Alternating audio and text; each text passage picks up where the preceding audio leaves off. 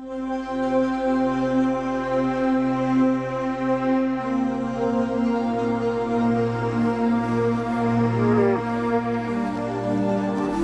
European Union funded project Welfare Quality started in May 2004. Its task was to improve the welfare of farm animals and to develop a European standard on animal welfare. Up until now, efforts to improve the life of farm animals, including the EU's interventions, have taken the form of regulation of farm practices. These have included developments like the minimum animal welfare standard. However, there's no provision in the current regulation to assess the actual welfare of the animals in production. This is where the Welfare Quality Project comes in. It provides a tool for assessing and monitoring the welfare of animals in production, both on the farm and at slaughter. Its aim is to validate claims about animal welfare and food quality that are currently made at various stages in the supply chain. The challenge is very big. It really was to look into create a solid stone where you could really establish a methodology to put science, social concern, market issues all together in a way that farmer and the market could be really empowered by this. Welfare Quality offers a possibility to change the regulation, to make the regulation concentrating on what consumers care the most, which is the quality of life of animals. More than 250 scientists from 17 countries came together in a 5-year research program. They had the task of developing a toolbox of techniques that could give reliable information to consumers, farmers and regulators. What we try to do is really to give the people that want to implement this as much as flexible tools and support as possible. The focus of the research was on 3 main species: cows, pigs and chickens, as well as their products. The Welfare Quality Toolbox was then trialled at a number of farms. The basic problem is a simple one. You need to overcome the limits on evaluating animal welfare set indirectly by each system of production. So, for example, ways had to be found of successfully measuring caged animals as well as free-range ones. Environmental measures had to be catered for, like outdoor access, the presence of straw and the sizes of cages. And then there's a whole range of more direct measures of animal welfare, like the number of injuries on the body, the incidence of lameness or mastitis, and the presence of stress. With these in place, welfare quality really is a complete package that will help farmers and other stakeholders in the food supply chain get a more rounded picture of the welfare of their animals. We designed the system, we gave them clear descriptions of how the system works, we give them help in terms of, say, computer programs and data analysis systems to help them implementing things. After years of research work, the development phase of welfare quality is now over. The project's new tools are ready to be extended to most farm animals and rolled out across Europe. But before we look at what could be the future, let's look back and see exactly how this innovative research led to the new welfare quality system.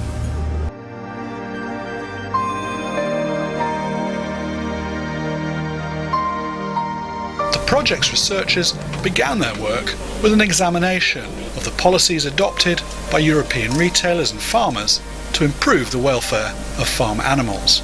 Other countries, most notably France, but also perhaps some of the Mediterranean countries, would use what I would call a more territorial approach, where they link specifically high welfare production systems with specific forms of territorial production, traditional agriculture in mountain areas, or other types of local production system. So that's a sort of localist system against a regulatory, legalistic system against a market system. 3 sort of different traditions within the European Union. And within these different traditions of food production, research shows that the way that welfare is being sold by retailers is constantly shifting. What I think has happened recently over the last sort of 2 years is that as welfare becomes to some extent absorbed more and more into both retailer and consumer practices, we're seeing its slow disappearance as a specific area of segmentation. And I think one way this is happening is that specific welfare labels, although the assurances and the procedures are still being used during the supply chain management, are not appearing as such on supermarket shelves. So instead of buying a particular range within a supermarket, consumers are buying the products in a supermarket, associating particular retail chains with higher quality, higher welfare and so on. Research was also undertaken in France, Sweden, Norway, Hungary, the Netherlands, the UK and Italy to find out how European consumers' perceptions of animal welfare has been changing. I think European citizens are concerned about the welfare of farm animals because in recent years we had all these calamities. You had all these food scandals from BSE to foot and mouth disease, and actually the media presented very, very moving images of millions of animals that have been slaughtered because of these diseases. So there has been a kind of exposure of the risk associated with industrial farming. But I think another important reason for this high relevance of animal welfare issues is because in Europe, many consumers associate the idea of the welfare of animals to the safety and security of food that they eat.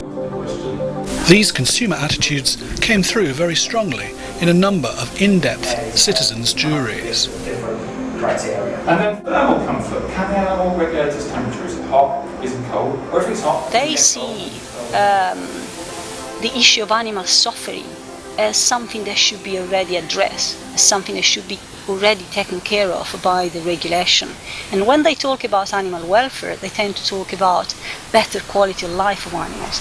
They tend to talk about expressing natural behavior, positive emotion. They talk about all these different qualities and articulation of life that goes beyond suffering. And I think this is a real challenge for scientists, because the scientists have developed their own understanding of animal welfare, especially looking at animals in confinement, in industrial production. And their main concern was about measuring suffering, animal suffering. Welfare Quality's consumer research reveals, firstly, attitudes vary. Not every European country has experienced food scares, but most people are interested in the welfare of farm animals. Secondly, the vast majority of people have a little or no idea about the modern intensive system of animal production, and they find the technical issues related to animal welfare in the food chain difficult to engage with. And because of this, the technologies and techniques used can be quite a shock to some. Just as crucially, research was undertaken into the attitudes of European cattle, pig and poultry farmers towards the welfare of their animals.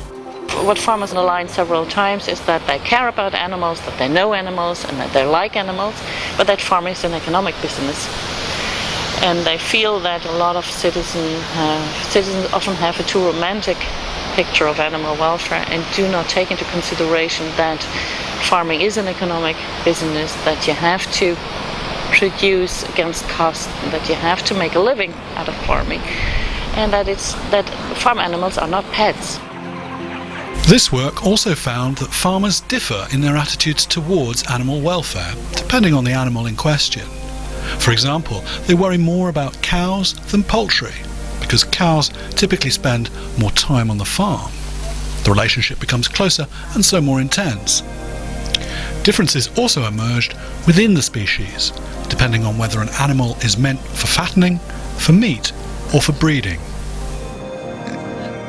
What was surprising for me to see is how farmers allied with scientists in a way, that they preferred an objective look at animal welfare, that they very much appreciated the idea to have animal-based measurements, so to look at the animal and not the resource.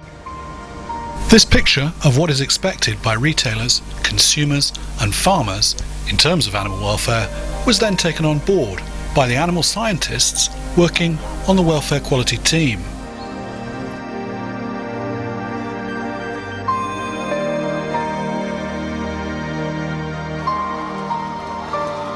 The key task here was to begin developing new animal welfare assessment and monitoring techniques. These needed to provide valid and reliable information about the welfare of animals, which addressed the concerns of the public. Welfare quality assessments can therefore alert farmers to potential welfare problems, and, thanks to the latest research, strategies can be offered to remedy such concerns. It has all been a huge task. You've got to decide what to look at, and you've got to decide how to look at it. And that's got to be done in a good way, in a reliable way, in a valid way, in a trustworthy way. At present, the tools that are used to assess welfare are predominantly based on what's in the law, and the law is predominantly based on things like how many animals you can keep in a given area, or how many feeders you need to feed a certain number of animals, or maximum levels for things like ammonia, which is a perfectly good basis for setting up a farm, because you know what's going to be required then. But often it doesn't tell you actually how the animals perform once you build that farm. Lameness is a problem on some farms in some species, but you don't want to just look at the animal and say, yeah, it's a little bit lame, or oh yes, it's a lot very lame. We need to have a standardized way of recording this. We need to have a scoring system so that different people will score the same thing in the same way. This is called getting a reliable measure of animal welfare. And of course that's essential if you're going to implement the system widely and different people are going to be going out. We need to make sure that they're doing things in a comparable way. That's why in welfare quality we decided to focus on the animals, because we believe that animal welfare is a problem of animals, not of the environment. Isabelle Vessier's team worked closely with several other animal scientists across Europe to determine exactly which welfare measures ought to be at the heart of this new set of tools. We decided to take into account 4 main dimensions, 4 welfare principles, which are physical comfort, appropriate feeding, good health, and appropriate behavior. So physical comfort is for all the things linked to how the animals are housed. So we look at thermal comfort, the ease of movement, and also the comfort of the lying area. For good health, we look at major diseases in the farm that can occur on a farm. We also look at injuries on animals. For the appropriate feeding, we look at the body condition of animals. And for behavior, we look at their social behaviors, other behaviors like grazing in cows. We look at the relation between humans and the animals. We try to see if the animals are afraid of their caretakers, or by contrast, if they approach very easily their caretakers. And we look at other fear reactions. So for example, if you go out to a farm and you want to look at whether the animal has been properly fed, you could look at what type of food it's being given, how much, how often, or you could just look at the body condition of the animal. Is it too fat? Is it too thin? That would be an example of looking at the output, the body condition of the animal, for all the different inputs that it's getting into it.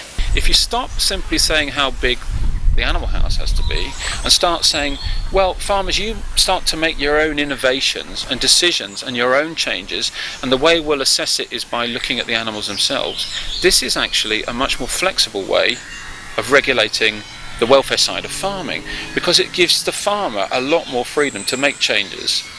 Up until now, he's been very much restricted by what the law says, by the size of his house, by what he can put in the animal house.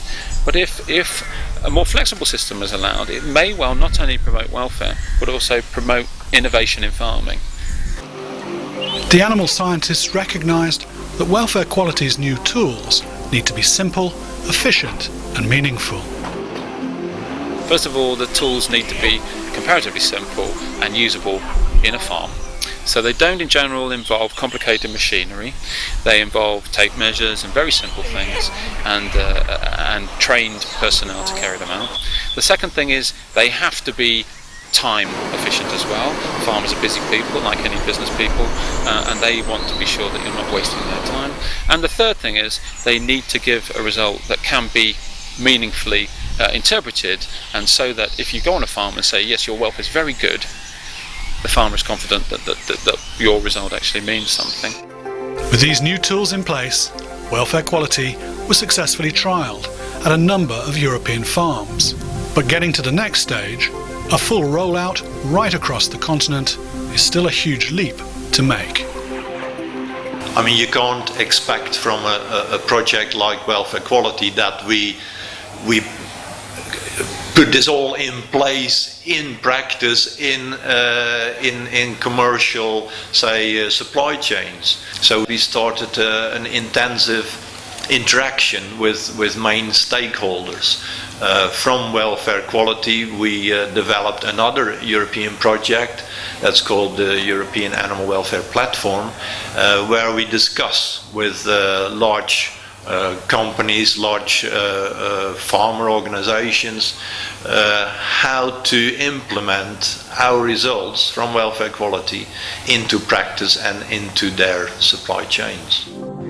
The results that came out of the new welfare quality system must also have meaning for retailers and for consumers.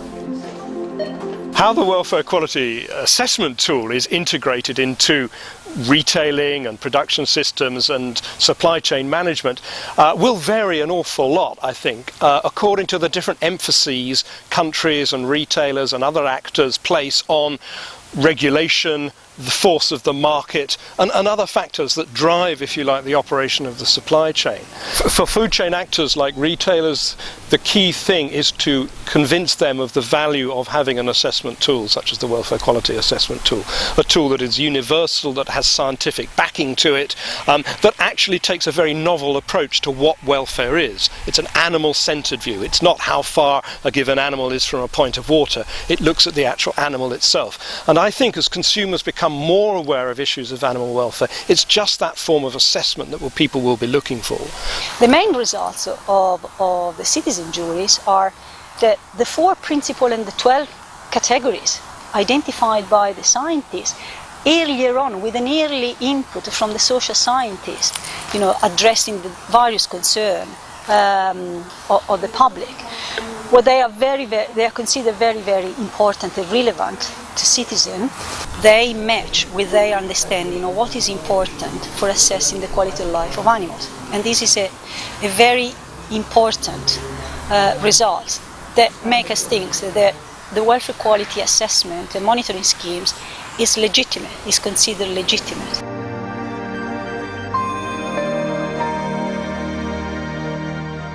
After 5 years' research work, the initiative has returned to the European Commission.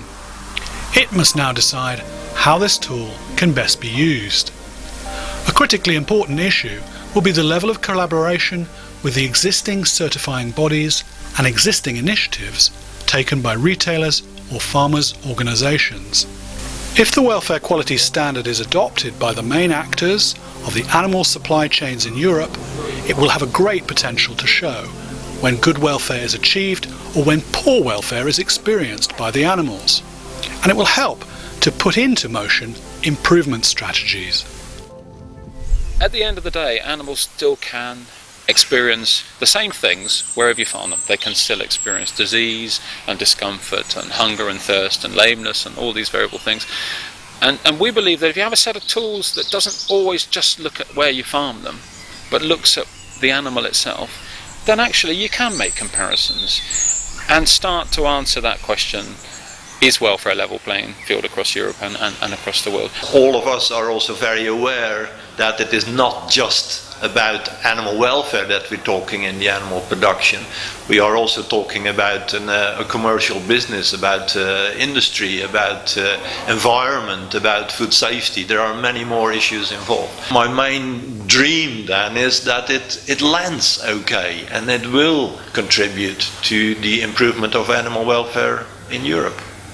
Welfare quality made an incredible change. He made that scientists in Europe and also some of the other actors in the food chain started to interact and talk each other on issues that they never talked before. So they create by instinct a network.